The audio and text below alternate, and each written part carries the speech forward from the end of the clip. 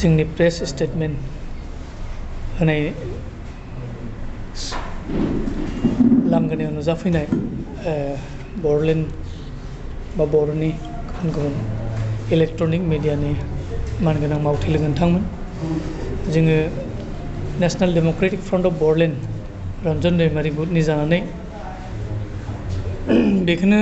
जोङो फोसावनो नागिरदों जे जोङो फैगौ उफ्रा बिसायख'थियाव जोङो थोंजोङै गसाइगाव बियाबनि मानगोनां जिरन बसुमतारी आरो तामुलपुर बियाबनि जलेन दैमारि लोगोसे बिजेपिनि फणिधर तालुकदारखौ जोङो नेशनेल डेम'क्रेटिक फ्रन्ट अफ बर'लेण्डनि आरडिनि आगोलनि अथ'रिटि हिसाबै जोङो थोंजोङै समर्थन एबा हेफाजाब होनो जोङो जोंनि मावथि लोगोफोर आरो बर' रायजो राजाफोरखौ जोङो दिनैनि बे मा होनोमोन प्रेस मिटनि जुगेदि जों खावलायनो आरो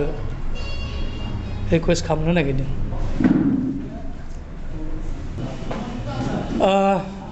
जिहेतुके जोङो थोंजोङै बे रिहेबिलिटेसन खामानिखौ मावबाय थादों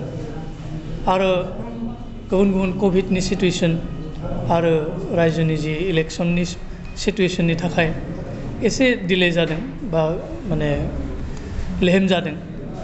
किन्तु बे इलेक्सन बायनायनि लोगो लोगोनो नेक्स्ट नभेम्बरनि गेजेरावनो बे जिखिनि थालांदों जोंनि मावथि लोगो मोनब्रै NDFBनि जि माखासे थालांनाय रिहेबिलिटेसन होनो गोनां फार्स्ट माबाया आरो 4 लाखसनि जि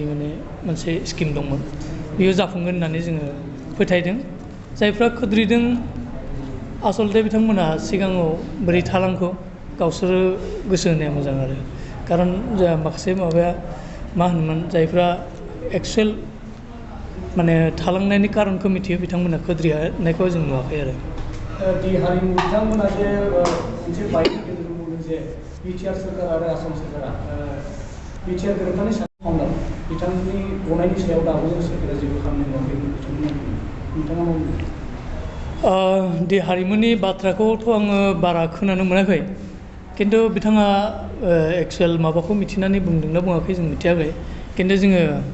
माखासे मा होनोमोन खुद्रिनाय देखायनायावसो माखासे मा होनोमोन जि प्रसेस बे थाबथाना दङ। हयथ' बिथांनि जि जोङो रेगुलार बेल एबा रेगुलार बेलथ' नङा डाइरेक्ट गथारनायनि जि मोनसे जोङो आर'ज बिलाइ होदों एबा जोङो मोनसे माबादों बे एडभान्स जादोंमोन, दा एसे थाबथादों। बेखौनो जों बुंगोन जे फैगौ समफ्राव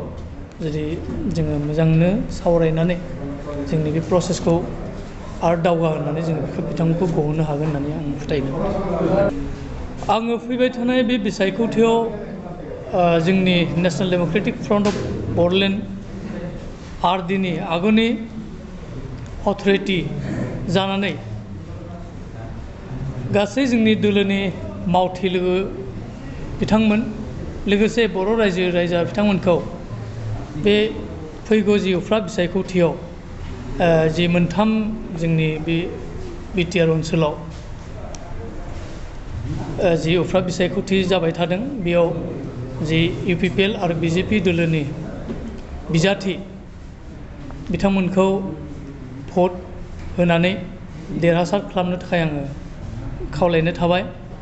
लोगोसे जोङो माखासे जोंनि रायजोनि जि हरबांगिन उन्नति बा गासै जेरै जों जौगानायखौ नायगिरोबा बिथांमोनखौ सरकाराव दैथायहरनानै जोंनि जि मोननांगौ मोन्थाय बेखौ जाहाथे आदाय खालामो, आं बेखौनो खावलायनो हरनाय जाबाय।